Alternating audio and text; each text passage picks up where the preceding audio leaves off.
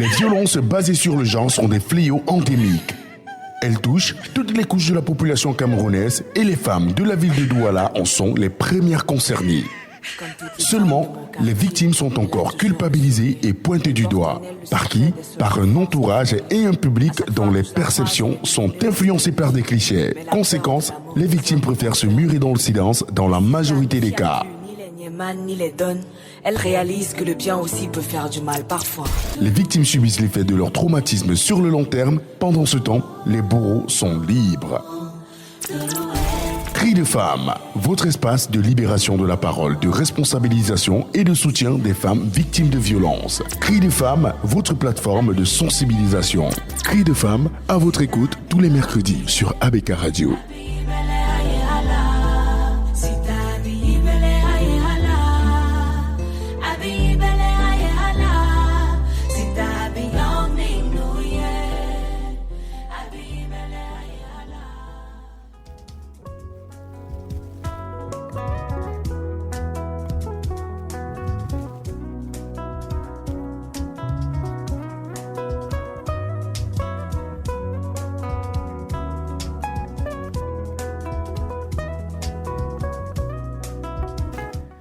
Bonsoir chers auditeurs d'ABK Radio, j'espère que vous allez bien et surtout être bien installés à la fréquence utile et agréable 89.9 ABK Radio.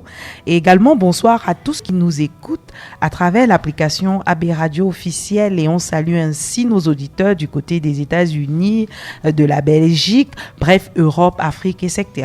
Merci d'être toujours là et d'être toujours à l'écoute de la seule et unique radio utile là. Avec moi ce soir au studio, des personnes qui n'ont jamais fait la radio ou encore qui sont là pour la première fois. Et je vais d'abord commencer par piéger Lila. Lila, est-ce que tu savais la journée internationale du 11 octobre, c'est quoi? Non, je n'étais pas au courant. Je ne savais pas de quoi est-ce qu'il s'agissait. Jusqu'à ce qu'il y a quelques jours, lorsque j'étais dans une autre émission ici à ABK Radio, j'en ai entendu parler. C'est là que j'ai commencé à faire des recherches par rapport à ça. Sinon, tout le monde connaît seulement le 8 mars. Tout le monde connaît seulement le 8 mars. La journée du Kaba. Et toi, notre docteur féminin, psychologue et tout à la fois, mon ami personnel aussi. Tu t'es remis de tes émotions de l'anniversaire surprise? Bien le merci à tout le monde en studio pour cette émission du 27. C'était une grosse surprise.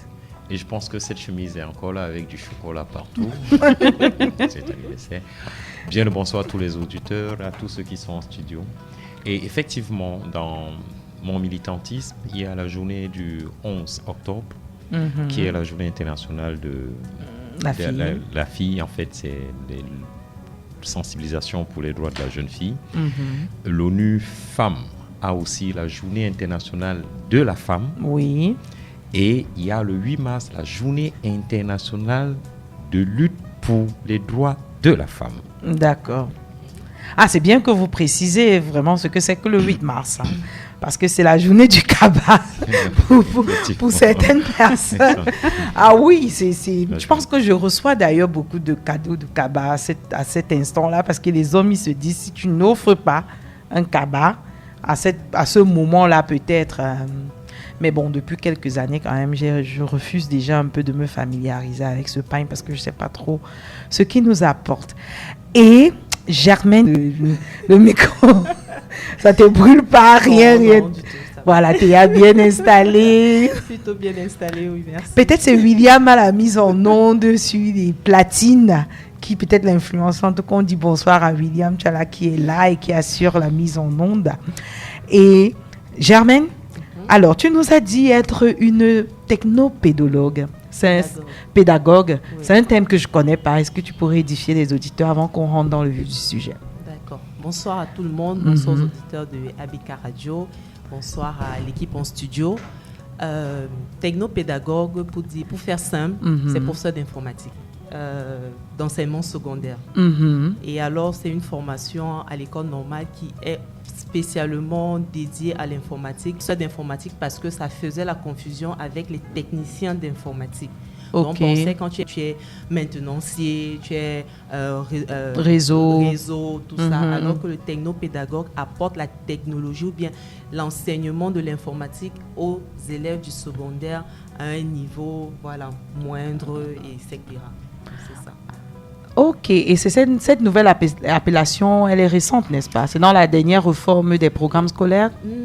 Du tout. Depuis, en fait, que la filière a été ouverte à l'école normale, c'est ainsi, en fait, qu'on nous a présenté cette formation. D'accord. Professeur de technopédagogie, vous êtes des professeurs de TIC, oui. Ou alors des professeurs d'informatique fondamentale pour l'enseignement secondaire.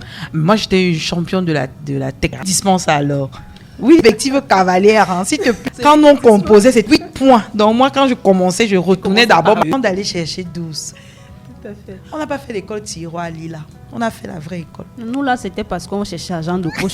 Ça existe toujours? Non, la technologie existe toujours parce que c'est le domaine du professeur de physique, chimie. Mais technopédagogue, c'est vraiment juste pour habiller professeur d'informatique. D'accord. Oui, c'est une appellation un peu, comment on dit, moderne. Eh bien, je n'imaginais pas qu'une aussi belle femme aurait choisi une filière apparemment des hommes. Mais c'est bien, parce que d'ailleurs, il y a aussi la journée internationale des femmes de TIC. Vous êtes en train d'être... On vous encourage, donc c'est une très... Je sais que vous êtes également, et surtout là, ce soir, pour votre casquette de consultante en bien-être. Voilà. Tout à fait. Mais pourquoi? Ça veut dire quoi, la consultation en bien-être? On vous cherche pour? On me cherche... déjà, la consultation en bien-être, c'est parce que je me suis rendu compte que il y a je vais pas dire des problèmes, mais il y a des soucis ou des challenges qui n'ont pas toujours leur solution à l'hôpital, qui n'ont pas toujours leur solution avec le médicament, qui n'ont pas toujours leur solution avec, comment dire ça, les thérapies ou bien tout ce qu'on a, les thérapies conventionnelles. Il y a par exemple des accompagnements qu'on peut avoir juste avec la conversation, juste avec de l'activité physique, juste avec un changement d'alimentation, la méditation, la respiration. Donc c'est tout ça ensemble que je mets sous la casquette de consultation en bien-être parce que j'accompagne les gens autrement qu'avec les techniques traditionnelles de santé. Quel beau panel ce soir. Ton commentaire après la présentation de Germaine Lodeke? Ça me rappelle une thérapie que j'avais créée il y a quelques années. J'appelais ça les psy-dance. Okay. Les psy-dance parce que je suis un danseur, je suis un chorégraphe. Ah oui, ton petit frère aussi, un chorégraphe. Et puis son petit frère est expert en danse de salon. Donc, oui, le tout dernier, Moïse, il est expert en danse de salon. J'aime beaucoup. Je crois que le degré d'amour que j'avais pour toi vient d'augmenter d'un cran, n'est-ce pas? J'aime beaucoup la danse de salon. Alors, c'était quoi la psy-dance? En principe, la psy-dance, c'est ce que la coach ou la consultante nous propose. C'est que de temps en temps, à l'hôpital, on va vous prescrire des médicaments, vous viendrez en thérapie, on va vous écouter, mais à un certain moment, la danse défoule. Exact. La danse est un langage. La danse nous permet de laisser notre corps et notre esprit exprimer notre inconscient, notre refoulé. Oui. Exact. Alors, For Future nous rejoindra au courant de l'émission, ainsi que ton confrère, psychologue environnementaliste, qui nous rejoindra également pendant l'émission. Et pour lancer la journée objet de notre première partie, nous allons prendre quelques retours sur le terrain des différentes activités qui ont été menées par les associations, parce que rappelons que cette journée a vu le jour sous l'impulsion et la motivation de l'ONG Plan Cameroun, particulièrement l'ONG Plan Cameroun installée en France et qui aujourd'hui aux Nations Unies depuis le 19 décembre 2011, l'Assemblée générale a décidé que la résolution 66-170 du 11 octobre consacrait la journée internationale de la fille afin de reconnaître les droits des filles et surtout les obstacles particuliers auxquels elles se heurtent de par le monde. Parlant d'obstacles particuliers pour la jeune fille, William, il y a un auditeur qui souhaite nous rejoindre. Alci, est-ce que on peut rendre l'antenne un peu plus agréable. Donc, je disais tantôt que la Journée internationale de la jeune fille trouve son sens dans la problématique des droits des filles, en fait. Les droits des filles principalement le mariage, la problématique du mariage précoce, la problématique de l'excision, la problématique de l'accès à l'éducation. Parce que malheureusement, dans certaines contrées, dans certains pays, parce que le monde ne se résume pas à Douala, Yaoundé, il y a encore des filles qui ne sont pas envoyées à l'école. Vous connaissez d'ailleurs la cause de ce qui se passe à ce moment en Iran avec ceux qui sont extrémistes et etc., qui ne considèrent aucune place à la femme, des pratiques ancestrales et coutumières comme l'excision. Et d'ailleurs, William a préparé un contenu pour nous pour cela. Et nous, avec la richesse que nous avons dans notre pays, nous savons que le Cameroun regorge de toutes ces différentes cultures, cette mixité. Et il se pose également cette question de mariage précoce dans notre pays, d'accès à l'éducation de la fille et ses droits.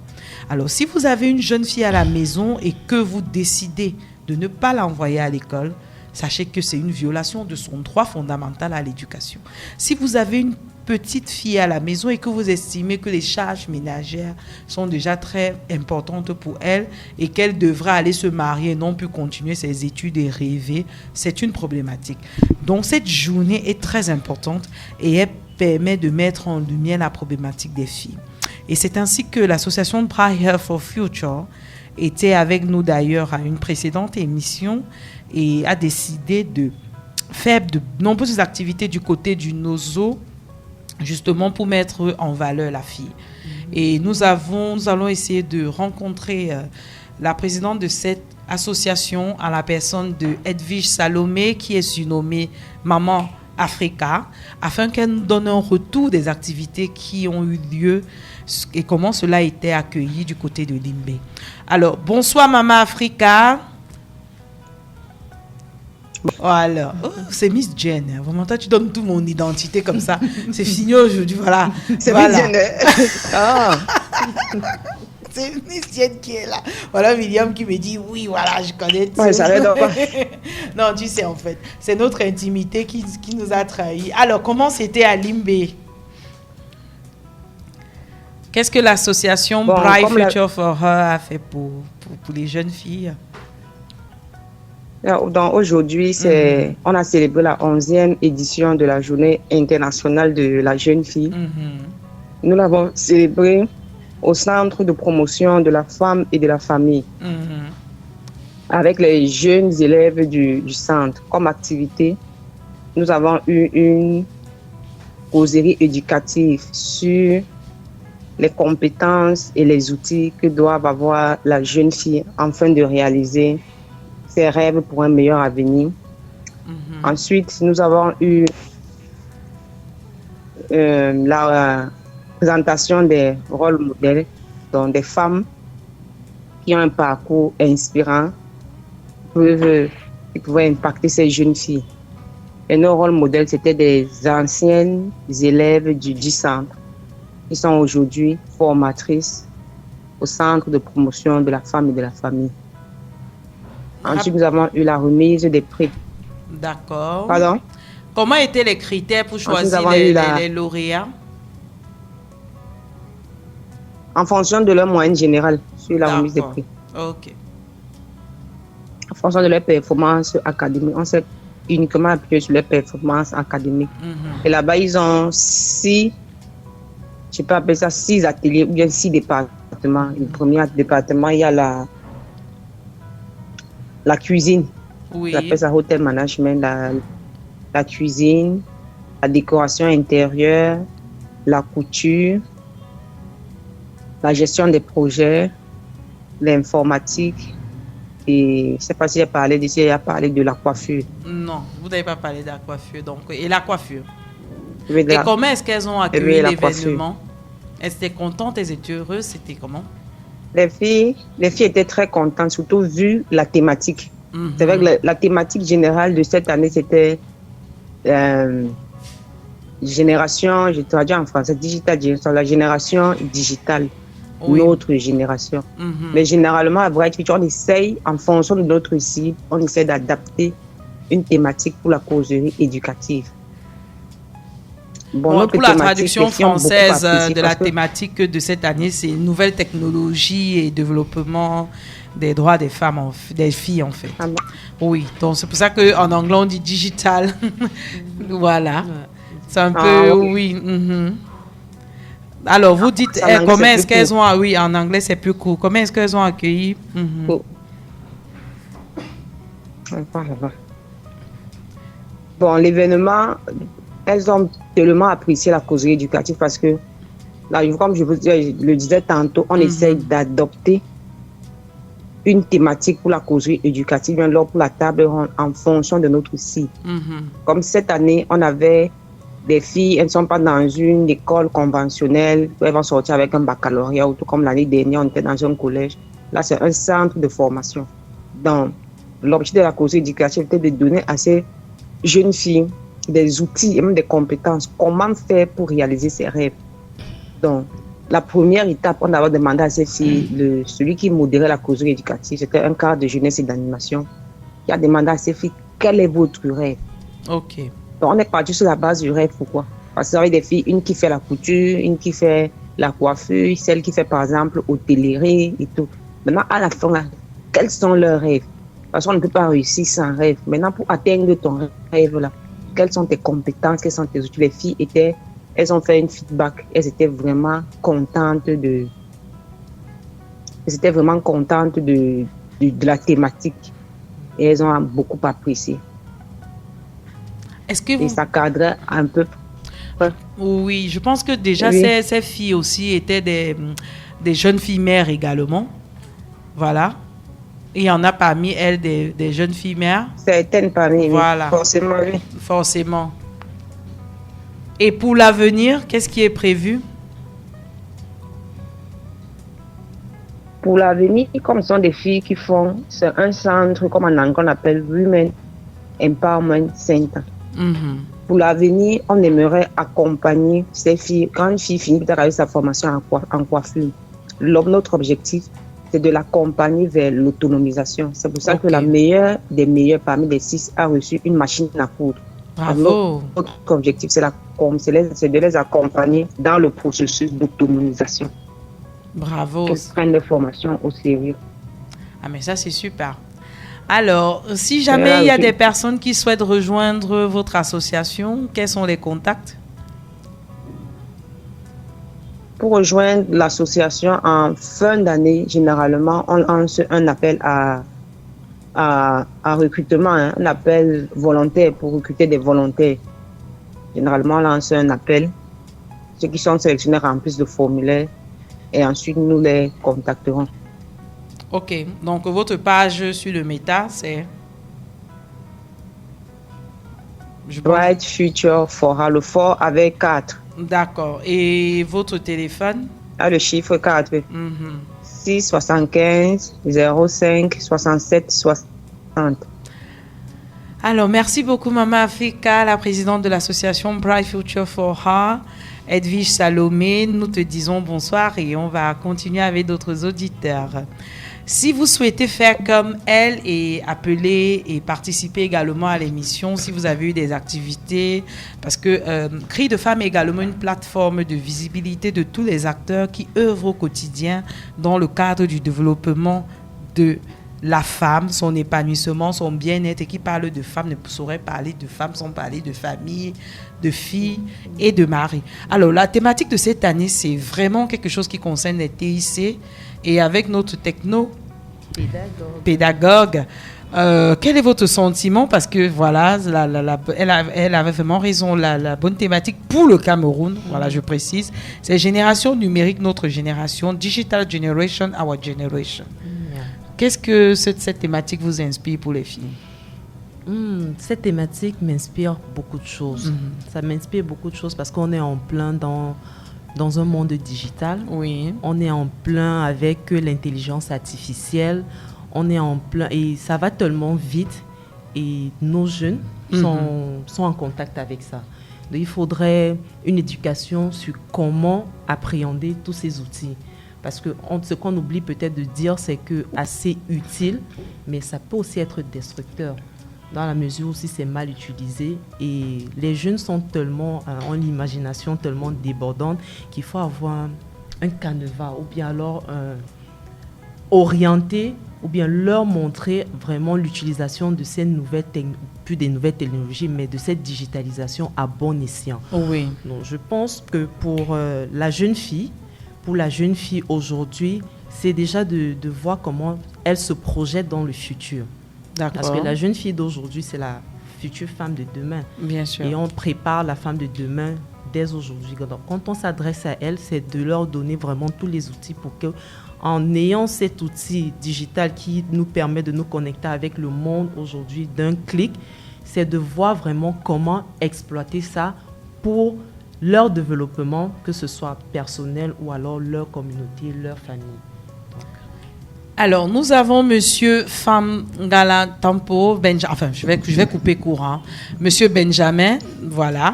Monsieur Benjamin qui nous a rejoint et je pense qu'il est au Septentrion en ce moment même. Alors, bonsoir, monsieur.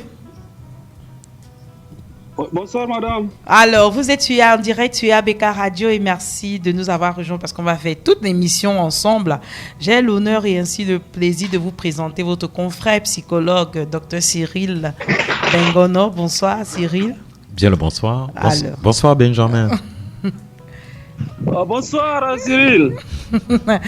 Alors, on a en plus vraiment eu un réel plaisir de vous avoir parce que notamment, vous êtes psychologue pour la deuxième partie de l'émission qui concernera la santé mentale, étant entendu que le 10 octobre est la célébration de la journée internationale de la santé mentale, notamment de la sensibilisation à la problématique et aux questions de santé mentale. Mais avant cela, nous sommes en plein dans la journée internationale de la fille qui se célèbre tous les 11 octobre.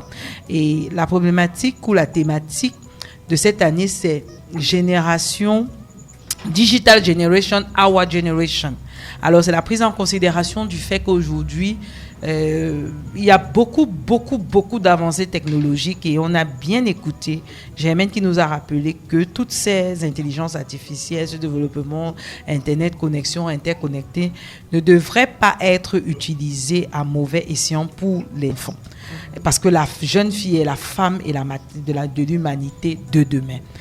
Toutefois, la réalité de la question de la journée internationale de la fille rappelle également les droits et le combat des mariages précoces.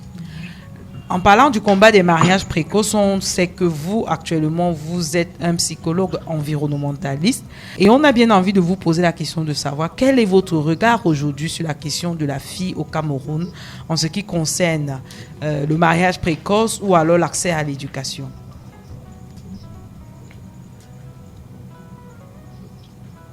Nous vous écoutons. D'accord, merci pour la parole donnée. Je suis psychologue de l'enfant et du développement. Oui. Enfant et développement. Alors, à la question de savoir, la question de droit de la jeune fille. Alors, le droit est universel. Le droit est universel. Le droit ne s'applique pas seulement uniquement à la jeune fille. Alors, si nous prenons le cas de la jeune fille, nous disons que la jeune fille a droit à l'éducation, ce qui est d'abord prioritaire. Elle a droit à la protection contre les violences, surtout les violences basées sur les genres. Parce qu'un peu, vous avez évoqué la préoccupation du mariage précoce et l'excision. Alors l'enfant, la jeune droit à la protection contre les violences basées sur le genre. Elle a droit à la protection contre le mariage précoce et le mariage forcé. Parce qu'il faut pas seulement parler du mariage précoce. Moi, je dis également, il faut voir l'aspect du mariage forcé. Oui. Le mariage forcé et l'excision que vous avez. Donc la jeune fille elle a droit à l'éducation, elle a droit à tout ce que l'humain, la Déclaration universelle des droits de l'homme, et que ce soit même la Convention sur les droits de l'enfant africain, le droit de l'enfant sur le plan mondial. Nous devons sauvegarder le droit de la jeune fille. Elle doit être traitée au même pied d'égalité que tous les autres citoyens. Oui. Voilà ce que je peux dire. Mais maintenant, je prends le cas spécifique du Septentrion. Oui. J'interviens dans la région de l'Est. Il y a encore ce problème. Et dans les années, il n'y a pas de cela, 5 ans, 10 ans, quand une fille tombait enceinte, automatiquement, elle n'avait plus droit à l'éducation. Or, aujourd'hui, il y a beaucoup d'associations qui luttent contre les violences basées sur le genre, le droit de la jeune fille, qui fait à ce que malgré malgré la situation, la jeune fille continue toujours à aller à l'école, elle continue toujours à bénéficier de ses droits. Aujourd'hui, il y a plus de jeunes filles à l'école, il y a de plus en plus de jeunes filles qui partent à l'école parce que la sensibilisation, avec la sensibilisation que les ONG font, les associations font, c'est en train de mordre. Et il faut aussi comprendre que le taux d'instruction dans la région de l'extrême nord a connu une très bonne augmentation avec l'arrivée de l'université, avec certaines écoles. Les gens ont vu la nécessité d'inscrire la jeune fille à l'école. Donc, il y a augmentation, mais il y a toujours des barrières. Il y a toujours, ça nécessite toujours que quelque chose puisse être fait sur le terrain. Il faut amplifier ça. Il ne faut pas se voiler la face. Il y a toujours de la résistance. Il y a toujours de la résistance au changement. Il y a des individus qui résistent toujours au changement. On a tendance toujours à envoyer la jeune fille à l'école. Il y a le cas de Mbororo, s'il faut le dire. Il y a beaucoup de Mbororo dans la région de l'extrême nord. Il n'y a pas des écoles. Moi, peut-être que s'il me le proposer, peut-être qu'il faut des écoles nomades. Des écoles nomades qui suivent le Mbororo. Quand le Mbororo se déplace, les instituteurs, les professeurs de lycée, peut-être qu'ils doivent se déplacer avec ces Mbororo. Puisqu'ils sont des nomades, voilà. Peut-être qu'il faut des instituteurs nomades, des professeurs de lycée nomades qui suivent les Mbororo pour qu'ils puissent bénéficier de l'éducation. Merci beaucoup de nous donner ce rapport sur le terrain. Et d'ailleurs, il y a Lila qui veut corroborer vos propos en nous donnant le tout dernier rapport de l'UNESCO en ce qui concerne l'éducation de la fille. Alors, depuis 1995, le taux mondial de scolarisation des filles est passé de 73% à 89%. Donc, les améliorations les plus ont été observées en Afrique subsaharienne, en Asie centrale et surtout en Inde. C'est ce qui concerne l'éducation. Voilà, je vois quand même qu'on essaye d'éviter le côté Iran, Irak. Oui, je pense que voilà, dans ces rapports-là. Mais je voudrais dire, pour le septentrion, c'est au moins que voilà, il a bien précisé les cas comme la population, les Peuls, les Bororo et tout. Mais dans le sud, c'est lié pourtant à la pauvreté. C'est à la pauvreté. On fait un choix parce qu'on estime que voilà, investir sur une jeune fille pour des études, elle doit aller en mariage, elle doit prendre soin de sa famille. C'est une réalité. Dans le sud, cette problématique est là. Et surtout qu'il y a une autre crainte qui s'impose. On craint que la fille qui soit scolarisée soit beaucoup émancipée et qu'elle ne soit pas assez soumise dans le mariage. Donc c'est également l'une des raisons pour lesquelles on évite. On évite. Voilà, qu'elle puisse aller à l'école. En général, dans certaines familles, quand vous avez le bac, on estime que voilà. Pas te marier ou bien qui va t'épouser. Mon micro, qui va t'épouser. Donc en fait, un frein. Oui. Et voilà, beaucoup d'autres femmes vont se dire après mon bac ou bien après ma licence, je cherche un mari, je faire mes enfants parce que elles n'ont pas la société qui les encourage à aller à l'école, à pousser dans leurs études. C'est bien dommage.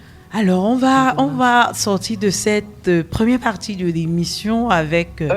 Madame, si vous permettez, bien sûr, vous êtes là. Vous permettez, je voudrais dire que le point que vous êtes en train d'évoquer n'est pas atypique au Sud. N'est pas atypique au Sud. Je veux vous surprendre pour dire que la jeune fille, à un moment donné, dans la culture, chez certains peuples dans l'extrême nord, c'est un bien. Il faut l'admettre comme ça. Vraiment, je m'excuse. Non, mais là, vous me choquez. J'ai envie de pleurer.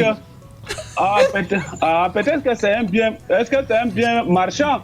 Parce que pour que la jeune fille puisse aller en mariage, il faut le tête de bœuf. Il faut débourser 10 têtes de bœuf, 8 têtes de bœuf. Et donc maintenant, si le père voit que la fille part à l'école, on dit non, elle va se gâter, elle n'aura pas un mari. Du coup, on n'est pas en train de voir l'humain, on est en train de voir le nombre de têtes de bœuf qu'on est en train de perdre. Donc, ce n'est pas... Oui, qu'on est en train de perdre. Et donc, ce n'est pas seulement atypique au Sud pour dire l'éducation ici. Déjà, quand la fille a une licence ou un master ou un doctorat, on lui pose même souvent ton mari là, tu vas l'avoir où? Ton mari est où? Donc parce que ça concerne justement. Merci beaucoup. Bien sûr, vous ne nous quittez pas, on reste ensemble parce que immédiatement après, on rentrera dans la deuxième thématique parce qu'on va célébrer ce soir les deux, on appelle ça quoi? Lila. Les 2 journées. Les deux journées, voilà. Merci, les 2 journées internationales, tout autant importantes. Et avant de rentrer dans la santé mentale, on va avoir une ponctuation musicale. Tu as prévu Ah, ok, Chicken Jam. Voilà, sur la thématique de l'excision. Merci, William.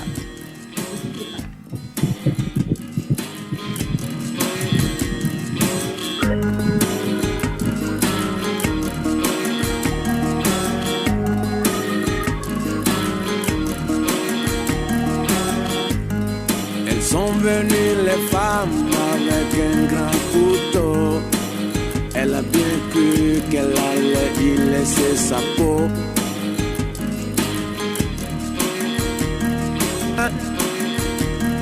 Il a fallu qu'elles entrent pour couper une fleur cachée sous son ventre.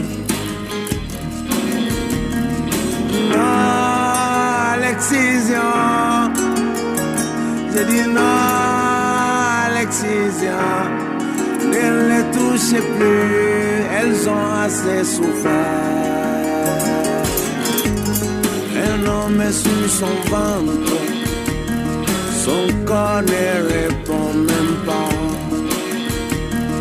Elle voulait bien qu'il entre, mais elle ne le sent même pas. Il est juste là pour s'aimer sa graine.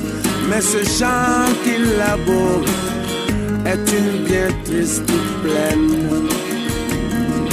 Non à l'excision. J'ai dit non à l'excision. Ne les touchez plus, elles ont assez souffert. Non à l'excision. J'ai dit non à l'excision. Ne les touchez plus, elles ont assez souffert. On lui a coupé la peau, peut-être qu'il la vende comme un morceau de viande, un si petit morceau. On lui a coupé la peau, juste un bout de son corps. Ils ont pris dans son île le plus beau des trésors.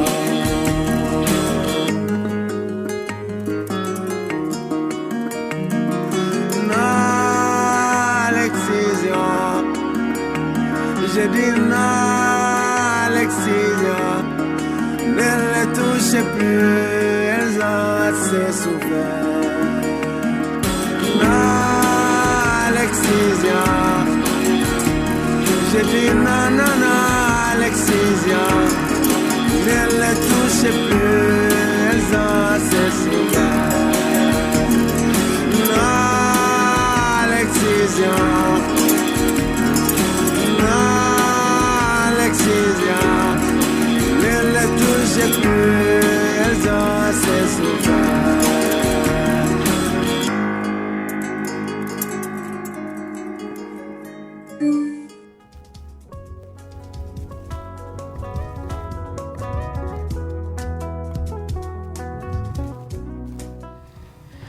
Le 10 octobre célèbre la Journée internationale de la santé mentale. Et la santé mentale est une question qui, en Afrique, jusqu'à présent, reste encore obsolète, voire tabou. Très associée aux problématiques de sorcellerie. Ça reste une conception actuelle où, si jamais vous avez une réussite sociale, à savoir vous êtes marié, vous avez un travail, vous avez des enfants, il serait très difficile pour une personne à côté de vous de comprendre ce que vous appelez. En plus, nous assistons à des sérieux traumatismes. Nous avons perdu plusieurs personnes il y a quelques jours. Il y a un immeuble qui s'est effondré subitement et brusquement ici à Douala. Nous avons des personnes qui sautent au-dessus des ponts, qui utilisent des cordes pour mettre fin à leur vie et qu'on transforme après en parodie sur les réseaux sociaux en parlant du témoignage du voisinage. C'est de dire à quel point la question de la santé mentale, l'être mental est parfois négligé dans les pays africains. Et je pense que lors de la préparation de l'émission, il y a Adela qui nous a préparé. Une dame aujourd'hui qui fait état de la situation actuelle et de l'émotion en fait qu'a le noir quand on parle de la santé mentale. On l'écoute. Oh, tu sais, Chez le voisin, il y a quelqu'un qui présente des problèmes de santé mentale. Ah bon? Ça, c'est la sorcellerie, c'est sûr. Car désenvoûté chez le féticheur ou le marabout, sa vie est foutue. Foutue. Et oui, c'est encore ainsi la vision de la psychiatrie et de la santé mentale en Afrique en particulier. Bonjour, Dr Assi, pour vous parler un peu de la vision de la psychiatrie en Afrique.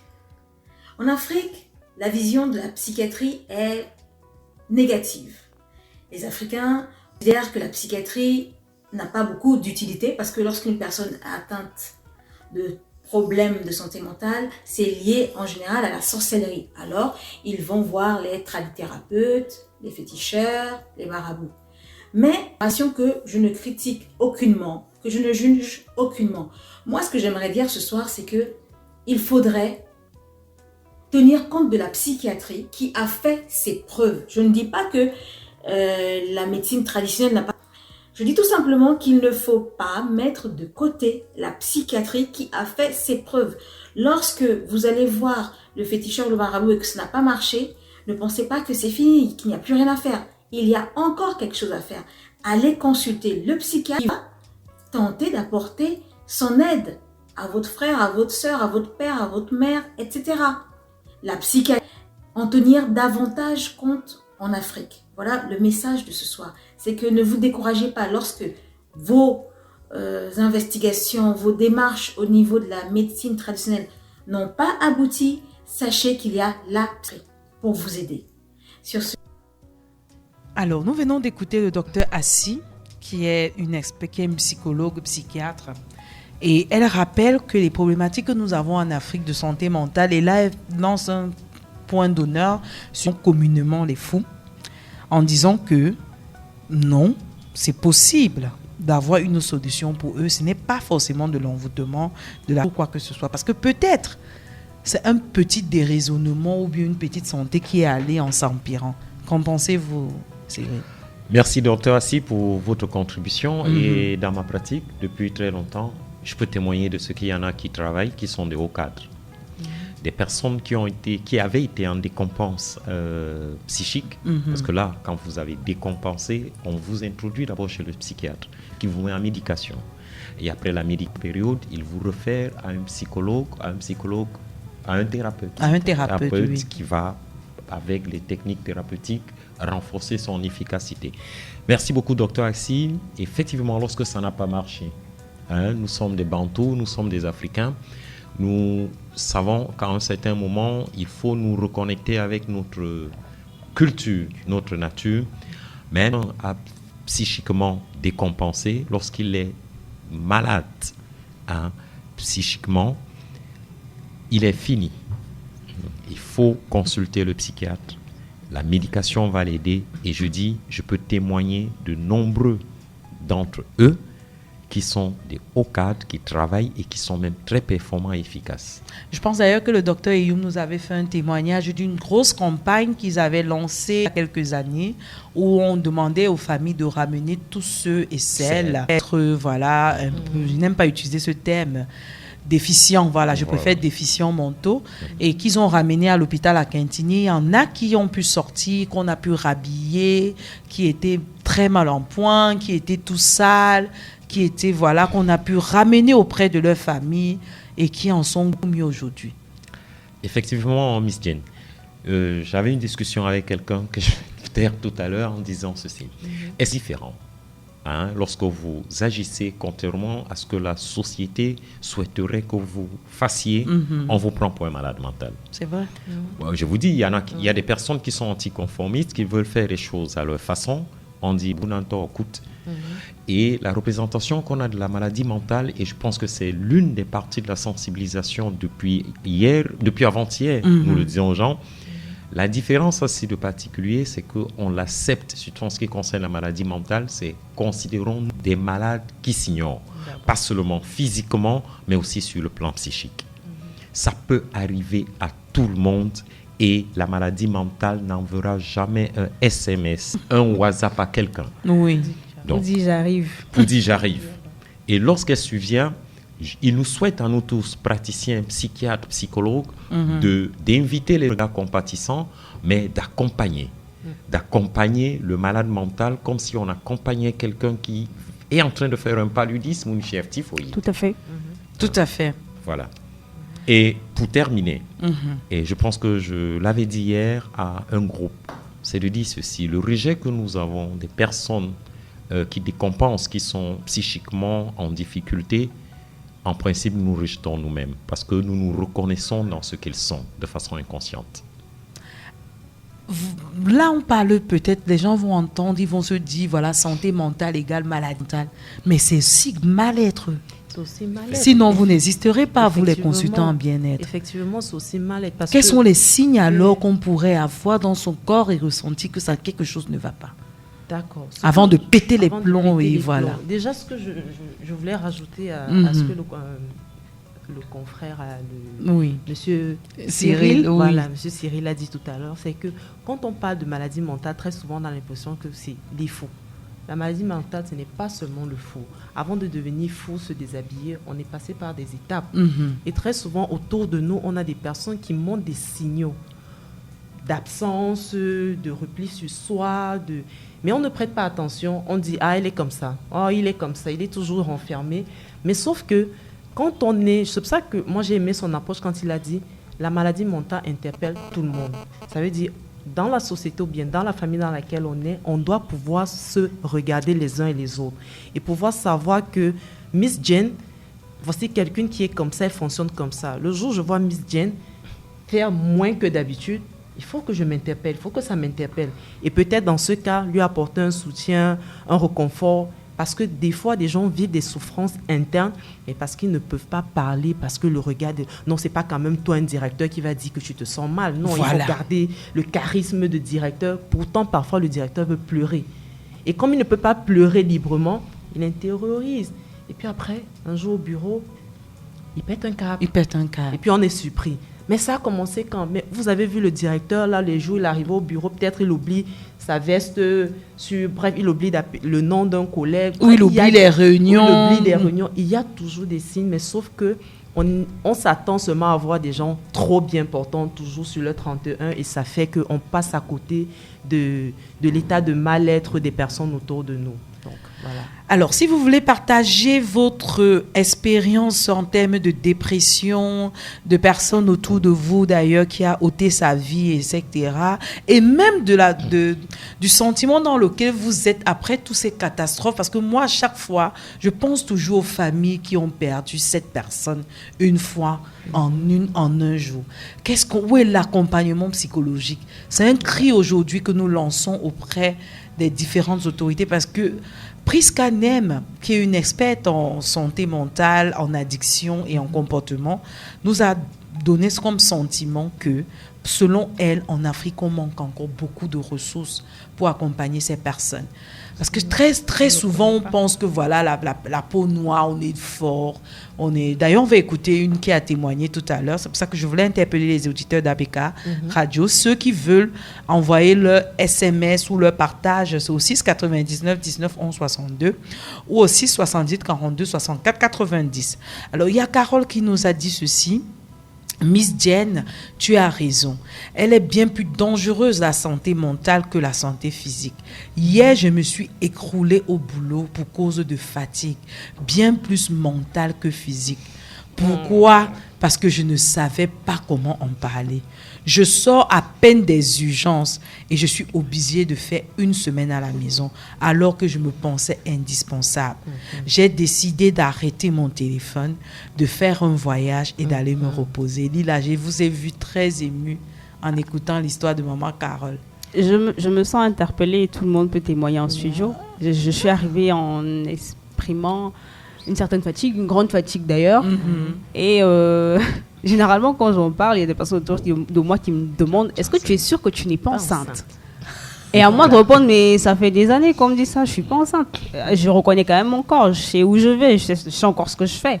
Donc je serais capable de dire... je ne suis pas encore la Vierge Marie. » je suis capable quand même de savoir si je suis enceinte ou pas. Et c'est arrivé en plein milieu de la journée, j'ai tout arrêté, je suis à rentrer à la maison, j'ai mangé, j'ai dormi, mais ça change rien, je reste quand même très fatiguée. Et tu penses que c'est certainement psychologique, plus mental que physique? Oui, plus mental que physique quand même. Ok. Et ça ne veut pas forcément dire qu'on devient dingue. Hein. Non, pas du tout. Pas du tout. Pas du tout. Il faut savoir reconnaître quand même les signaux et pouvoir en parler. Moi, j'en parle, ça ne me gêne pas de dire je suis fatiguée sans raison. Mais il y a des personnes qui vont se dire mais je vais pas en parler parce qu'on va me demander qu'est-ce que j'ai. Je serais même pas capable de répondre. Et on va dire que je suis faible, que je me plains trop et tout. Donc, si personne autour de vous n'arrive pas à comprendre, il y aura quelqu'un qui va dire je sais ce que c'est. Et d'ailleurs, c'est ce qui m'est arrivé hier, où j'avais un ami qui se plaignait d'avoir tellement de douleur, d'être tellement fatigué. Et il me disait, il a fait tous les examens, on lui a dit c'est le stress. J'ai dit, mais va consulter, va voir un psychologue. Il me dit, mais en plus je suis un homme, mais je suis pas censée faire ça, je suis un père de famille. J'ai dit, va consulter. Tu n'es pas obligé de dire à ta femme, tu en train de consulter. Oui. Tu n'es pas obligé de crier sur tous les toits. Va consulter. Quand tu iras bien, tu pourras en parler si tu veux, ou alors tout simplement dire ça, aussi simplement. De son propos, en fait, nous sommes dans ces sociétés machistes où on dit que l'homme doit être l'homme. Je le disais encore tout à l'heure à quelqu'un. Hier, j'avais consulté. C'est un devoir professionnel, c'est un devoir technique. Et ensuite, hier, je me suis senti dans la limite du burn-out. Effectivement, tout à l'heure, tu parlais de ce qui s'est passé à Yaoundé. Je suis à Douala, j'ai des engagements à Douala. Je ne peux pas prendre mon bus et aller écouter les gens à Yaoundé. Mais tu te ressens, tu as senti qu'ils avaient besoin de toi. Ils avaient besoin de moi, mais je suis obligé d'être à Douala et je suis allé consulter et on était le 10. Mais si j'avais une petite amie, une épouse, je lui dirais, je suis allé voir un confrère aujourd'hui. Pourquoi? Parce que je me sentais mal, j'étais à la limite de l'inutile. Et je vous jure, et c'était sous hypnose. Il a la même pratique que moi et il m'a fait écouter. Et ça m'a fait un bien fou. Ça m'a fait un bien fou. Que c'est un psychologue qui dit qu'il a dû aller se faire consulter chez un confrère. Donc, pour vous expliquer que même connaître les techniques, vous avez besoin de l'autre. Et c'est comme un témoignage, c'est pour inviter les gens. C'est pas parce que tu es musclé, c'est pas parce que tu es intelligent. Le psychologue, quand il te reçoit, il te dit oui, je vous écoute. Et c'est un contrat entre lui et vous. Secret. Il est secret. Mais dans le cas avec mon confrère, je lui ai demandé, tu m'enregistres. Et j'en fais témoignage. Quand je me suis écouté, je me suis senti encore bien, d'être bien, malgré... Utile, parce que le bien que vous faites à tous les auditeurs d'ABK Radio depuis quelques mois, et d'ailleurs, oui, ça passe vite. Nous, un an sur l'antenne. Tu permets, Miss Jane? Oui. Et je pense que tu es en train de finaliser un radio et le centre avec médical, Cris de Femmes, avec Cris de Femmes et Action Santé pour tous. Pour terminer, il y en a qui disent j'ai pas d'argent pour payer la consultation. Effectivement, et techniquement, il faut payer sa consultation. Dites-moi, s'il vous plaît, combien coûte un cercueil? Même 4 planches. Non, vous allez en rire. C'est minimum 5 000 la planche. Ce n'est même plus 5 000, c'est à 10 000. Il faut ce choc-là pour avec les gens. Il faut 10 000 la planche et je pense qu'il en faut 5 pour faire un cercueil. La deuxième chose, qui veut aller au paradis? Tout le monde. Personne ne veut mourir. Qui veut mourir? Personne. Et tout à l'heure, Midjen l'a dit, il y en a qui vont au pire de ce que nous ne souhaitons pas, tout simplement parce qu'ils n'ont pas eu le courage d'aller voir un spécialiste et de dire même, docteur, je ne peux pas vous payer le coût spécialiste, mais écoutez-moi. Écoutez-moi, tout simplement. Parce qu'il y a ce qu'on appelle le prix symbolique et ça fait du bien de se faire et de se laisser écouter. Et heureusement, il y a des personnes comme Germaine qui vous a, parce qu'il y a le complexe aussi de l'hôpital. Vous comprenez ce que je veux dire? De la salle d'attente, etc. On va voir que je suis allée du côté des psychiatres, donc ça veut dire... Vraiment, c'est ça. Vous êtes aussi cette antichambre-là, vous apportez aussi une solution autre et qui permet aux personnes... Oui, tout à fait. Mais sauf que quand les situations, on va demander quand même d'avoir un avis médical. Oh, super. Parce qu'il ne faut pas prendre la santé des gens et commencer à manipuler les gens de gauche à droite. Non, il faut parfois avoir un avis clinique et puis savoir comment orienter la personne. C'est vrai que si tu reçois quelqu'un qui n'a pas encore consulté, mais qui te donne des symptômes directement, bien de but en blanc, on va commencer à lui proposer des solutions naturelles. Parce que comme je disais tantôt, je suis vraiment portée sur des solutions naturelles, des solutions où toi-même, tu peux participer à retrouver ce bien-être. Parce qu'il ne faut pas aussi oublier que si on est tout le temps dans la prise de médicaments, on peut être dépendant et ne pas pouvoir vivre sans. Bon, avec les techniques naturelles, les solutions naturelles, c'est quand même de donner à toute personne la possibilité de se prendre en charge, même sans les médicaments de façon une longue période. Sans la dépendance. Sans la dépendance, voilà. Ok, on va écouter justement ce postulat selon lequel la femme noire doit toujours être forte, elle est la mère de l'humanité, elle porte la famille, etc. Il n'y a pas d'émotion.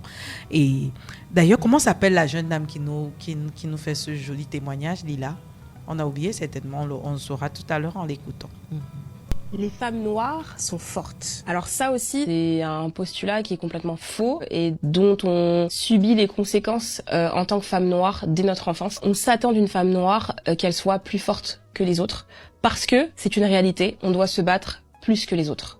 Parce qu'on est une femme noire, tout simplement. Et quand on regarde même nos mamans, on voit combien elles ont porté, combien elles ont vécu des choses difficiles, mais combien elles doivent toujours se lever et faire bonne figure. Et du coup, c'est une charge mentale qui est assez considérable et qui est juste impossible. Et aujourd'hui, en fait, on n'en peut plus, quoi. On n'y arrive plus. Parce que non, en fait, on a le droit aussi d'être vulnérable. On a le droit de ne pas être forte tout le temps. Et on ne peut pas l'être tout le temps. Dans la représentation de la femme noire, on est souvent et constamment représenté comme des femmes ne pouvant pas être faibles. On veut pas voir Beyoncé au bout de sa vie, qu'elle a enchaîné un mois de tournée et qu'elle en a marre en fait, tu vois. Elle a mal au dos elle aussi, tu vois. On veut pas se la représenter comme ça n'existe pas dans notre imaginaire. Donc pourquoi est-ce que ça existerait pour les femmes lambda, pour les femmes noires de tous les jours en fait? Dès lors qu'on commencera à montrer la réalité, oui on est forte, mais on n'est pas que ça, je pense que ça changera beaucoup de choses. Les femmes noires sont fortes. J'aime beaucoup ça sortir en disant lorsque nous allons assumer la réalité de ne pas être cette femme-là toujours forte, peut-être les choses changeront. Oh, c'est tellement magnifique et c'est tellement bien dit. Oui, Cyril? J'apprécie beaucoup. Dans mon militantisme, j'aime à dire aux gens qui savent m'écouter que, quels que soient les cas, vous allez remarquer que les hommes deviennent de plus en plus sensibles. Mais ils ne peuvent pas pleurer en public. J'en ai qui me consultent et je leur dis, prenez vos mouchoirs quand vous avez envie de pleurer. Entrez dans votre douche, votre salle de bain. Pleurez un bon coup, lavez-vous le visage et revenez en souriant. Et après, je dis, qu'est-ce que ça vous a fait? Ça nous a fait du bien. Ok. Alors, Benjamin nous a rejoint et on parlait justement de cette conception et de cette assertion selon laquelle la femme noire est toujours forte. Et moi, je pense d'ailleurs m'être souvenu je ne sais pas si pendant toute mon enfance, j'ai un jour posé la question à ma mère de savoir si elle allait bien ou si c'était dit si elle va simplement bien. Il suffit, oui. Même quand on est malade, même quand on est, voilà, je sais pas. Lila, est-ce que tu te rends compte que peut-être tu n'as jamais dit à maman, est-ce que tu vas bien? Est-ce que tout va bien? Je lui demande. Oui. Quand je l'appelle et qu'elle a une voix bizarre, mais qu'est-ce qui se passe? Tu dormais? Là, parce que tu es déjà adulte. Je pense quand tu étais tout petit, est-ce que tu savais demander à maman si elle va bien? Parce que pour nous, je ne me suis jamais posé la question de savoir si mes parents avaient l'argent ou pas. Mais tout ce que je savais, c'était de poser mes problèmes à mes parents pour qu'ils essayent de trouver une solution. Oui. Je ne m'étais jamais posé la question de savoir est-ce qu'il en a assez ou pas ou moins. Et souvent, c'est cette douleur-là de ne pas pouvoir accepter qu'on est faible. Benjamin, justement, parle de ce côté de la femme noire qui est supposée être toujours une lionne et très forte. Et pourtant, qui cache d'énormes douleurs et de souffrances. Qu'en pensez-vous? Oui, merci madame une fois de plus pour la parole donnée. Moi je pense que c'est toute la société qui est malade. Hein.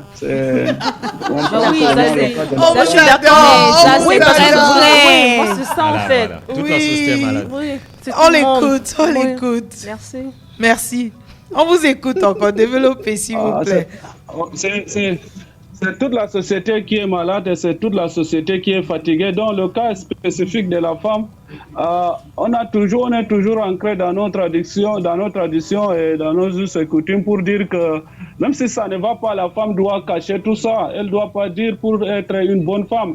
Parce que la bonne femme définie chez nous, c'est celle qui ne dit rien, même si ça ne va pas, elle est bastonnée, ça ne va pas du tout. Elle ne dit rien, c'est la bonne femme. Elle ne doit pas dire qu'elle est maltraitée, elle ne doit pas dire qu'elle manque de quelque chose. C'est la bonne femme. Et l'hygiène mentale est remise en cause. Il y a un problème déjà sur l'aspect de l'hygiène mentale. Et c'est pour ça aujourd'hui, plusieurs femmes sont en dépression. Et elles souffrent au fond d'elles-mêmes. Et qui donc viendra dire qu'elles souffrent si elles-mêmes elle n'arrive pas à sortir de ce silence-là pour dire qu'elle souffre. La situation est quasi globale. La situation est quasi globale. Ce que vous êtes en train de dire, c'est vrai. Moi, je sors d'une famille polygamique. Et, ma mère était là. Il y avait la marade. Je n'ai jamais entendu ces deux dames-là dire que ça ne va pas. Moi-même, à un moment donné, je sais que ça ne donnait pas. Mais personne pouvait te dire que ça n'allait pas. On est frustré, la dame est frustrée. Il arrive même souvent qu'elle est bastonnée, peut-être moralement ou physiquement. Mais donc, ça.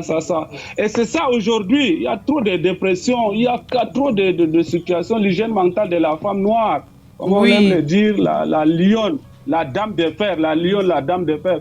Mais c'est pas fondé. Ces femmes-là souffrent, c'est pas fondé. Sur le plan mental, ça ne va pas. Voilà un peu ce que j'ai dit. Alors, le cas spécifique, je suis nordiste, ce n'est pas pour le dire, mais la culture empêche la femme à divulguer les secrets. Parce que si elle tente de dire quelque chose qui se passe dans la famille entre elle et son époux ou bien les enfants, on dit que mais c'est quelle qualité de femme comme ça? Les secrets de ta famille, tu te mets à dire ça au bord de la route. Non, il faut garder ça pour toi. Donc, du tout, elle est frustrée. Le code de la société, donc, c'est comme ce sont les hommes qui se sont retrouvés quelque part pour écrire le code de la société. Donc, ils se sont accaparés de la part du lion. Et donc, on ne peut que faire ça. Donc, la femme est frustrée. Moi, je ne suis pas d'accord pour dire que la femme africaine, la femme noire et la femme lion. Non, il y a une situation. Il faut libérer la parole. Il faut laisser la femme s'exprimer. C'est la raison d'existence des émissions comme Cri de femme. Oui. C'est pour crier justement et libérer cette parole. Il faut donc entendre le cri de la femme là. La femme est en train de crier, la mère de l'humanité est en train de crier. Il faut donc écouter le cri de la femme qui est en train de crier. Il faut lui poser la question, madame, vous criez pourquoi? Il faut libérer la parole. Il ne faut pas toujours continuer à mettre la femme dans une boîte pour l'empêcher de s'exprimer. Elle est en train de mourir à petit feu. Donc moi, je suis très content de voir le cri de la femme. Sûrement, la femme est en train de crier, mais qui est là pour écouter la femme là? Qui est en train d'écouter la femme? Donc, il faut amener les décideurs à faire de sorte que la femme puisse être écoutée. Quelle que soit la situation, il faut écouter la femme, c'est l'être humain. Le péjoratif pour dire que ce n'est qu'une femme. Non, ça ne doit plus exister. Ce n'est qu'une femme. Non, c'est un être humain comme tout autre. Quand elle crie à une situation, il faut l'écouter. Le bébé qui est même dans le berceau, quand il crie, on part vers le bébé pour voir qu'est-ce qui ne va pas. À partir de gestuels, pour comprendre ce qui ne va pas avec le bébé. Et combien de fois une femme, la mère de l'humanité, on dit qu'elle crie et ça ne dit rien à qui que ce soit. On dit que ce n'est qu'une femme. Ce n'est qu'une femme. C'est trop péjoratif. Alors pour moi, c'est ça. Et il y a le facteur culturel. Il faut vraiment faire quelque chose. Peut-être aller vers les leaders, le chef traditionnel, pour voir si on peut. On ne demande pas de détruire toutes ces barrières-là. Mais si on peut lever certaines barrières pour permettre l'émancipation de la femme, il ne faut pas aussi peut-être dire aussi à ces femmes-là qu'on n'ouvre pas, on ne brise pas certaines barrières pour ouvrir pour aller dans ce qu'on pourra appeler les libertinages.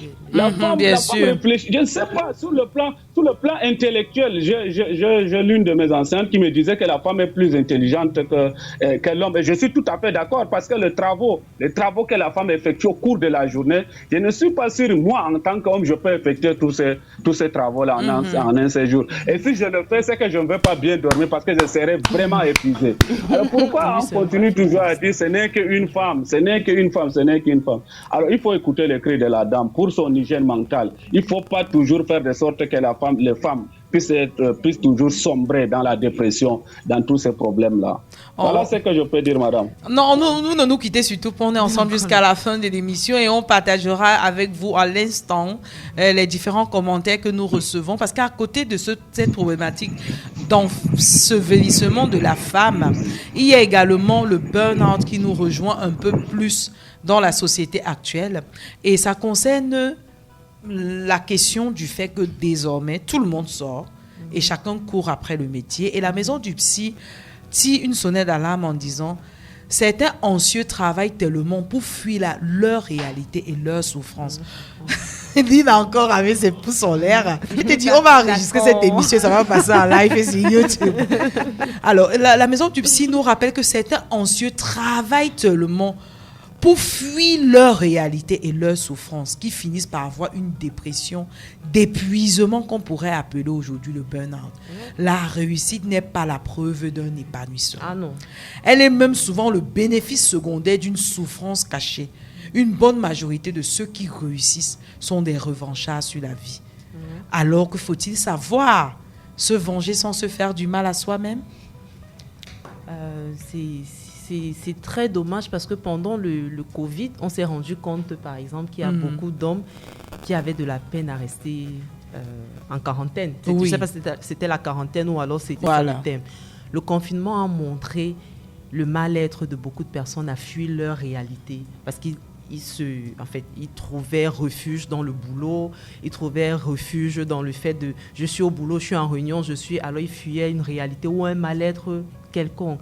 Mais je voudrais revenir, si tu permets, bien sûr, sur les propos de Benjamin quand il parlait de la femme noire à qui on demande d'être une lionne et qui par contre peut avoir un malaise. Je me dis, tout part du fait que le rôle de la femme ou bien la place que la femme occupait dans la société a été, je ne sais pas si j'avais dit inversé ou bouleversé.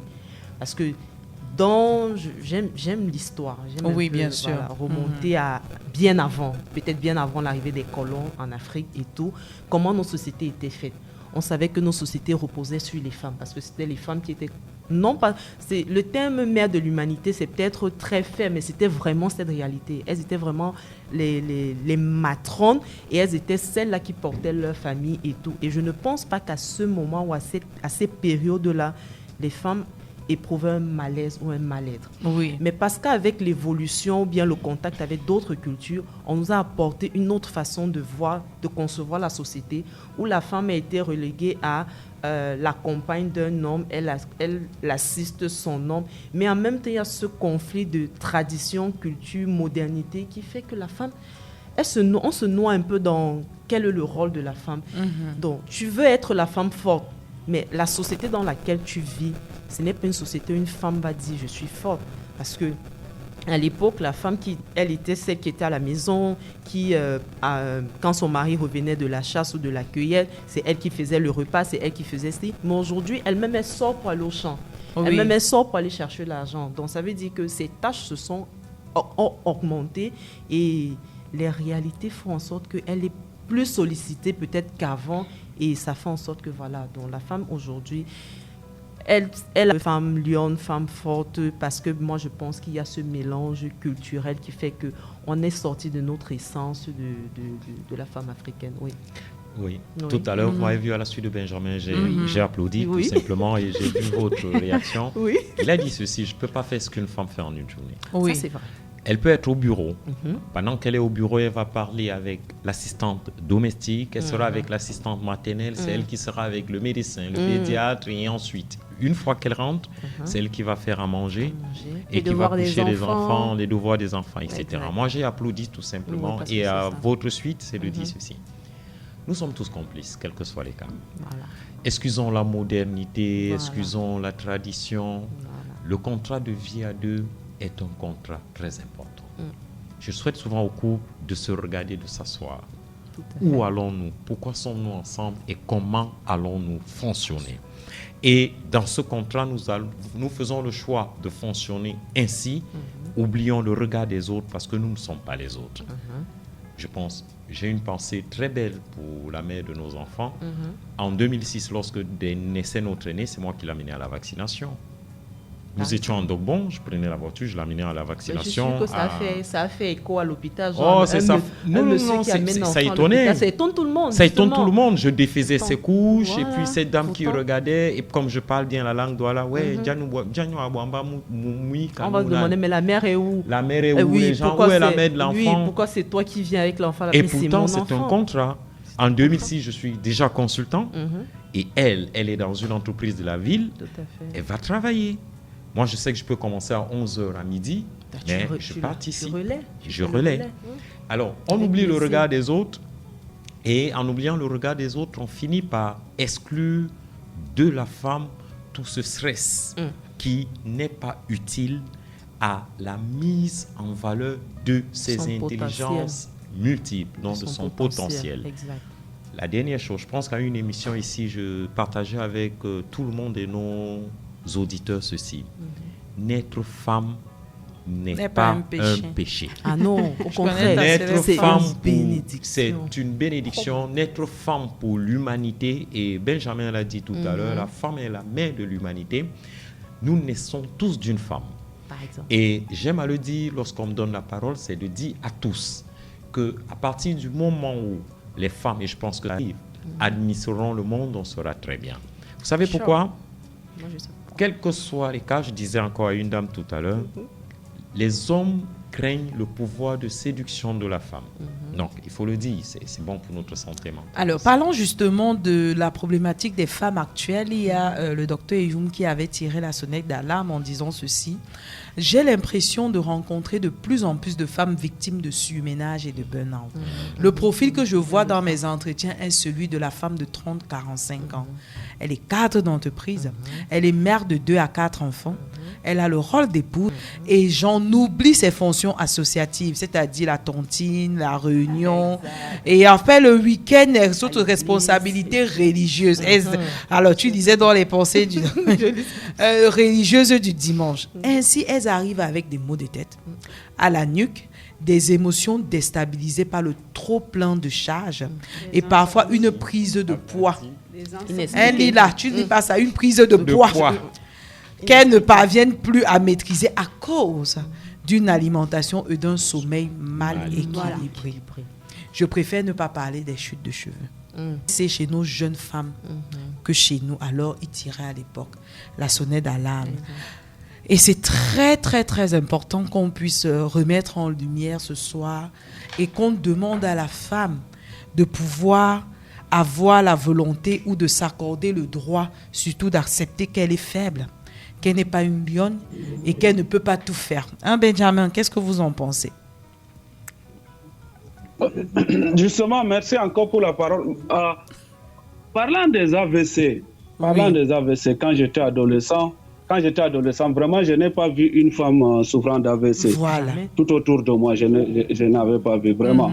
Je n'avais pas vu également des femmes qui souffrent sur le plan mental, qui sont dans la dépression ou même qui ont d'autres pathologies. Mais malheureusement, aujourd'hui, j'en connais plusieurs. Il y a plusieurs dames qui souffrent d'AVC. Certaines même sont plus de ce monde-là. Je m'incline devant leur mémoire. Et il y a d'autres qui sont très malades. Donc la situation est réelle. La situation est réelle sur le terrain. C'est des faits. Et les faits sont têtus. On ne peut rien. Ce sont des faits. Et donc, la situation est là. Il faut donc faire quelque chose. Pour moi, il faut déjà faire quelque chose de peur que la situation ne s'empire. On est parti d'une femme peut-être à 2, 3, 4. L'effectif, le pourcentage ne va que croissant. Donc il faut faire quelque chose pour renverser la situation, pour qu'on puisse pas avoir une demoiselle de 35 ans, 30 ans, peut-être même 22 ans qui souffre déjà d'AVC. Oui. Comment on nous éduque? Comment? Moi, je prends un cas simple. Comment on éduque les jeunes filles? On les éduque toujours en leur disant que vous devrez être tu dois être une femme soumise, tu dois supporter les caprices de monsieur, tu dois. On lui met seulement tu dois dans la tête. Alors, en voulant obéissante, une femme soumise au monsieur, je ne sais pas, à n'importe qui, on prend des charges négatives. Et après, on explose. Quand on explose, c'est l'AVC. On explose, il y a d'autres pathologies qui sont là. Perte de cheveux. Je reviens pour dire qu'il faut... Manque de confiance en soi. Il faut... Oui. la parole, il faut libérer la parole, il faut écouter la femme, il faut attentivement écouter, il faut l'écoute active, il faut écouter la femme, il faut libérer la parole. Si on continue toujours à cantonner la dame, c'est vrai, nous n'allons pas fuir nos cultures, nous n'allons pas fuir nos traditions. Est-ce que autant que ces cultures et ces traditions doivent nous faire du mal? Non, notre bien-être, il faut se prendre en charge, il faut se prendre en charge. Donc moi, je dis que cette histoire avec toutes les autres pathologies, les dames souffrent. Les dames souffrent de ça. Je ne suis pas en train de dire souffrir dans l'aspect peut-être, je ne sais pas. Mais moi, je dis... Non, souffre, c'est vrai. C'est très réel. Donc, il faut faire quelque chose. Il y a des psychologues. Il y a l'aîné qui est là, qui a fait d'intervenir.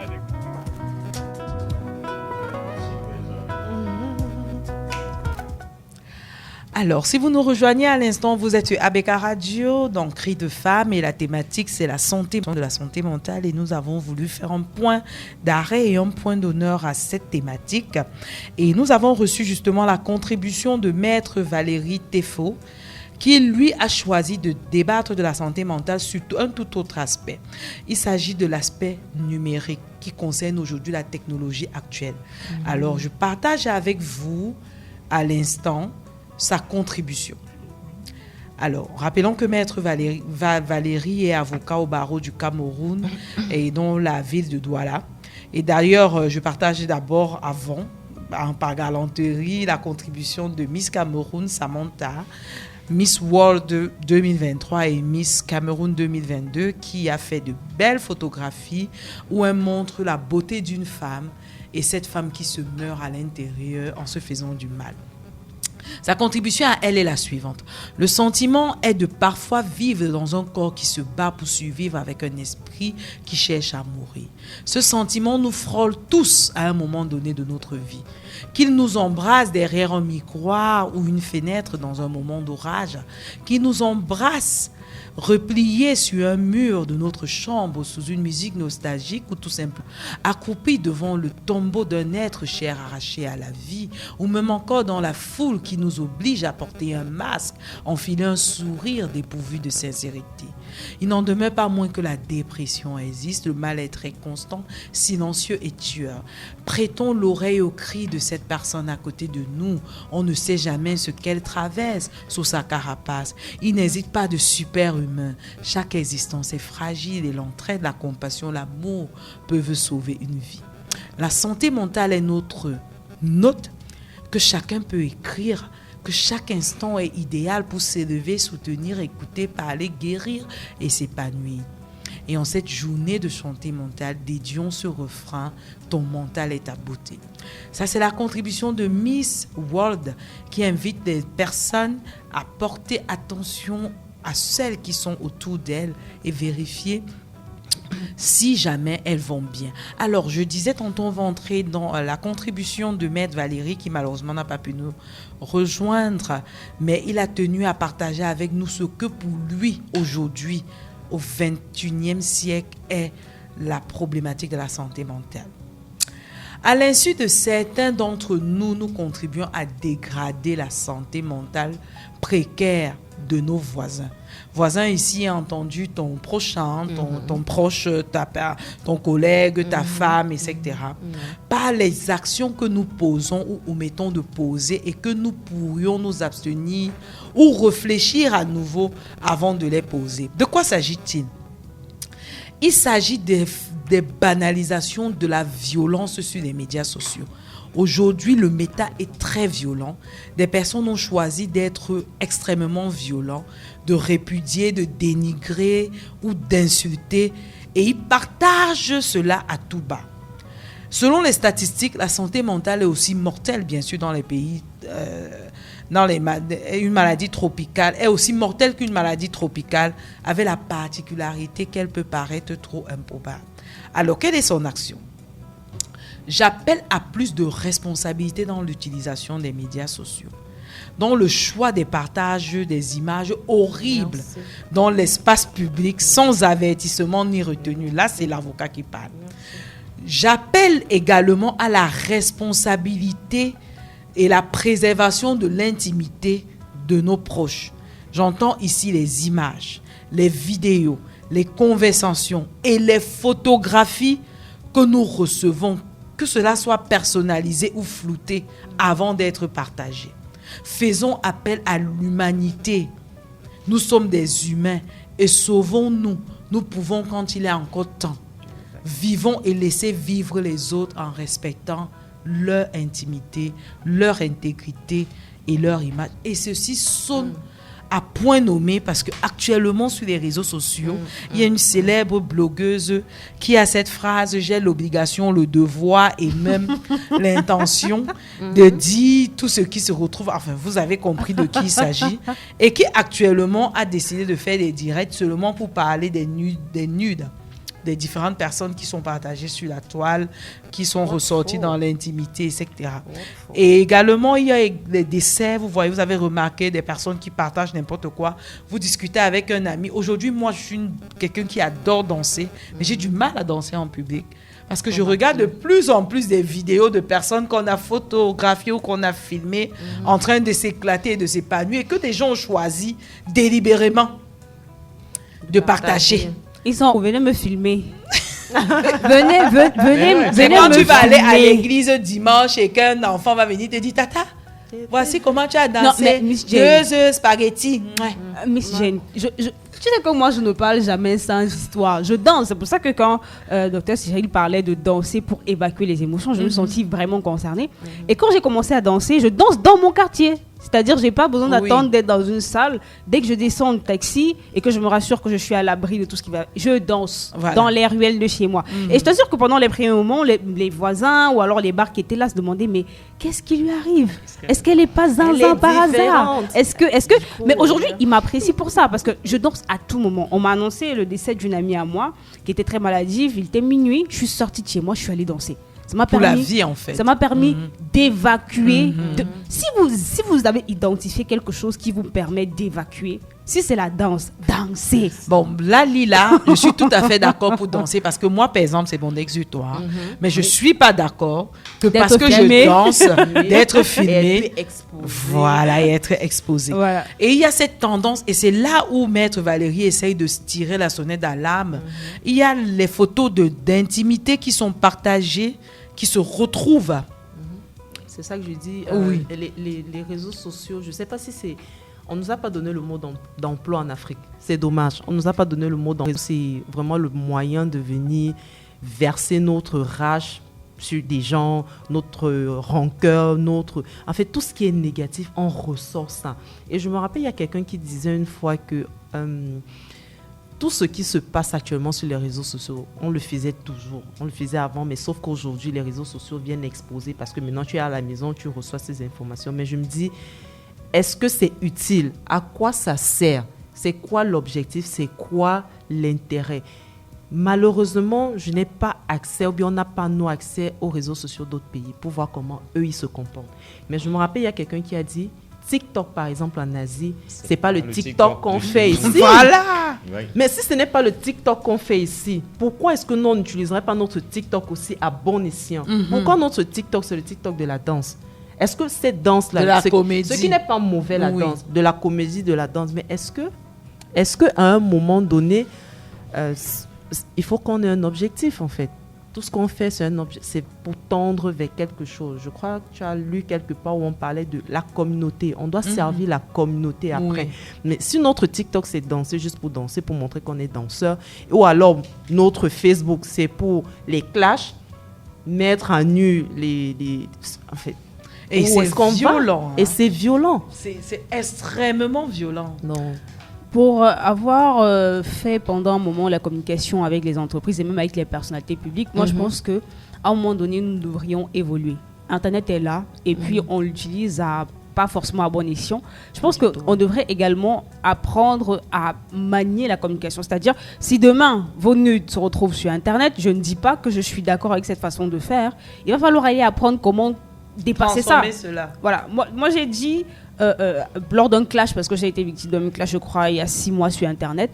Et moi, j'ai dit, allez sortir même les nudes. Si vous avez, je suis pas sûr que vous avez des nudes de moi, mais si les nudes de moi arrivent sur Internet, vous allez voir comment je vais retourner ça en ma faveur. À partir du moment où ça devient... À partir du moment où vous avez constaté que les gens prennent un malin plaisir à mal utiliser les réseaux sociaux, à essayer de faire mal avec, vous devez apprendre. Il y a des... Je crois que partout ailleurs, on apprend comment gérer des crises et nous devrons en arriver là. En ce qui concerne les danses sur TikTok, si vous faites du contenu qui est hyper intello et tout, vous n'allez pas avoir de visibilité. Ça, donc à un moment donné, on est obligé de comprendre. Voilà, on fait ce qui marche. On l'a vu avec notre star influenceuse, je peux citer son nom. Voilà. Elle a commencé avec des choses qui étaient très intéressantes, mais à la fin, quand elle s'est dévoilée, les gens n'étaient pas d'accord avec qui elle était. Mais de base, elle vous a donné ce dont vous aviez besoin, et ensuite, elle a continué avec qui elle était. Et moi, je suis très d'accord avec elle. Mais elle est aussi la preuve existante que la raillerie, les insultes, elle y a passé par plus de 2 ou 3 dépressions à son jeune âge. Voilà. Elle est passée par une anorexie. Il a fallu qu'elle s'expatrie. Qu'elle change de pays pour pouvoir gagner quelques kilos et se sentir mieux. Se sentir justement à l'aise. Oui. Moi, je ne suis pas d'accord avec le fait que c'est son choix de s'habiller. Vous voyez à quel point les réseaux sociaux... Je suis d'accord avec le fait qu'elle se soit alignée. Vous voyez un peu, elle s'est alignée. À partir du moment où elle s'est alignée, elle a assumé d'être comme ça. Parce que des fois, on vous oblige à servir quelque chose qui n'est pas vous du tout. Et quelque part, ça vous détruit intérieurement. Autant mieux dire, voici qui je suis peut-être une personne, je lève la main, je plaide coupable. Moi, je fais pas trop attention à tout ce qui est mon image et tout. Je sais que je suis comme ça. Et puis, progressivement, je peux accepter de travailler dessus. Mais de base, je m'assume comme ça. Au lieu de me filmer et d'aller faire des Photoshop ou alors essayer de me transformer en quelqu'un. Parce qu'en fait, c'est ce que Maître Théfaut décrit vraiment au thé intelligible voix, surtout en rappelant la loi sur la cybercriminalité et cette tendance que nous avons, Cyril, de partager tout et n'importe quoi. C'est-à-dire, je discute avec vous, je screenshot, je mets en ligne. Aujourd'hui, vous avez vos commentaires. Je ne sais même plus si je commente avec encore. Enregistrement audio, on enregistre même les réunions et puis on va les mettre ça. Il y a déjà les audios sur WhatsApp. Vous pouvez être dans un forum et vous décidez de commenter en bas, de donner peut-être votre avis, mais c'est pris. Hein. Et ça fait l'objet désormais de captures qui deviennent extrêmement virales. Petite astuce pour contrecarrer ça. Aujourd'hui, avec la mise à jour de WhatsApp, il y a des vues uniques là. Vous n'avez plus la possibilité de faire des captures d'écran. Avant, tu fais une petite photo pour envoyer à quelqu'un en vue unique. Le gars, il te capture ça. Le jour où vous avez un problème, il ressort. Aujourd'hui, WhatsApp ne permet plus de faire ça. Donc, mettez juste vos WhatsApp à jour. Unique, et surtout, préparez-vous, puisque avec Internet qui est là, vous ne pouvez plus vous cacher. Vous n'avez qu'à apprendre à faire communication. Le jour où il y a les choses bizarres qui viennent se retrouver sur la toile, il va falloir affronter. Appelez Coach Lila et elle saura retourner. On va faire la gestion de crise. Mais en attendant, moi, j'ai toujours dit, malheur à ceux qui... Malheur à ceux qui vont... malheur à ceux qui... Non, malheur à ceux par qui passera les peines d'emprisonnement. Parce qu'il y aura toujours une personne. D'ailleurs, on sait très bien qu'il y a une autre célèbre actrice qui fait toujours polémique, qui a traîné en justice un blogueur. Et moi, j'ai beaucoup apprécié cela parce qu'on n'est pas autorisé à faire tout et n'importe quoi. Il y a des limites. Et le jour que vous aurez une personne que vous avez terminé de clasher là, et que demain vous avez appris qu'elle s'est donnée, elle a décidé d'ôter sa vie. Je pense que vous vérifierez un peu plus et comment vous allez rester vivre avec ce sentiment d'avoir été l'auteur d'un meurtrier, même si c'était non intentionnel ou alors un homicide involontaire. Alors on va faire un dernier tour de table sur notre question. On va d'abord commencer par Benjamin pour le libérer et surtout le remercier parce que nous, on a souvent tendance à recevoir des personnes qui vont nous parler de la chose du septentrion de façon grandiloquente, sans nous dire à quel point. Mais ce qu'on apprécie encore plus aujourd'hui avec vous, Benjamin, c'est que non seulement vous avez parlé de la réalité, mais en plus, vous êtes un ressortissant du septentrion et vous nous dites ce qui est avec cette véhémence et on a encore envie de vous écouter pour votre mot de fin. Ok, merci pour l'honneur. Je voudrais revenir sur un point, les réseaux sociaux, les commentaires. Pour moi, la société est malade. La société est malade. Il faut guérir la société. Parce que derrière ces réseaux sociaux-là, se trouvent des individus. TikTok, Facebook, tous ces groupes, toutes ces choses-là. On ne se lève pas le matin comme ça, on trouve que c'est écrit. C'est un individu qui est derrière qui fait ça. Et compte tenu du fait que les choses ne marchent pas dans sa tête, il se met à dire de n'importe quoi. Vous attaquez à une personne, la personne se suicide à cause de votre commentaire. On a une responsabilité. Mais sur le plan moral même, en temps normal, quand vous êtes la cause du décès d'un individu, comment va se passer la suite de votre vie? Pour moi, il y a un problème d'éducation même. Peut-être que le grand frère Cyril est là, peut-être qu'il faut proposer un protocole pour rééduquer peut-être même toute la société. Parce que les gens se comportent comme si on ne s'adressait pas à des humains. Voilà. On ne s'adressait pas à des personnes qui ont du sang. On lui écrit des choses, on se dit tant pis, il fait ce qu'il veut. Non, c'est comme on dit, c'est l'enfant de quelqu'un. Exactement. L'enfant de quelqu'un, vous vous adressez à l'enfant de quelqu'un. Il faut se mettre à la place de la personne pour dire que si c'était à moi qu'on faisait ça, comment? La santé mentale, si c'était à moi qu'on faisait ça, est-ce que je devrais être heureux? Les gens ne se posent plus des questions. Et malheureusement pour moi, la majorité des gens se réclament d'être chrétiens musulmans. On dit ne faites pas aux autres ce que vous ne voulez pas qu'on vous fasse. Je ne sais pas où est-ce qu'on met tout ça. Je ne sais pas où est-ce qu'on met tout ça. Le vendredi, on remplit les mosquées, le dimanche, on remplit les églises. À la sortie de là, tout le monde fait ce qu'il veut. Donc, merci beaucoup. Et la situation touche tout le monde aujourd'hui. Il n'y a plus de zones urbaines, il n'y a plus de zones rurales. Où il n'y a plus TikTok, il n'y a pas... C'est emporter tout le monde. Donc, de grâce, pour ma part, je pense qu'il faut sensibiliser davantage. Il faut être positif et il faut faire de sorte que nous-mêmes, nous puissions être la cause du bien-être des autres. Il ne faudra pas pousser les autres à la dépression, il ne faudra pas pousser les autres au suicide ou bien à des AVC. Merci infiniment pour l'invitation. Non, ce ne sera pas de vous rappeler très très prochainement. Alors, on va terminer en donnant votre contact parce que rappelons que vous êtes consultante en chronique et bien-être et vous avez plusieurs spécialités. Alors, ceux qui aimeraient vous avoir, Germaine. Oui, le contact. Alors, le 671 43. Oui, 671 43 29 20. Alors, vous vous occupez de... Je m'occupe de poids, des problèmes de carence, de fatigue, de stress, de problèmes de sommeil, donc tout ce qui est forme, vitalité, bien-être. Je préfère englober ça comme ça. D'accord. Et rappelez alors encore le numéro. 671 43 29 20. Alors, nous remercions tous les auditeurs d'ABK Radio qui ont été avec nous et nous remercions également l'association Bright Future Forever. Nous remercions le docteur Cyril Bengono et son confrère Benjamin. À la production, la préparation, il y avait Lila et également à la chronique ce soir. À la mise en onde, William Choualak.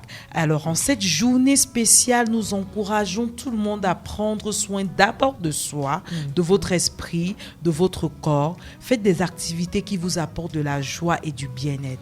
Et si vous connaissez une personne qui a besoin de soutien, n'hésitez pas à contacter les ressources locales pour la santé mentale.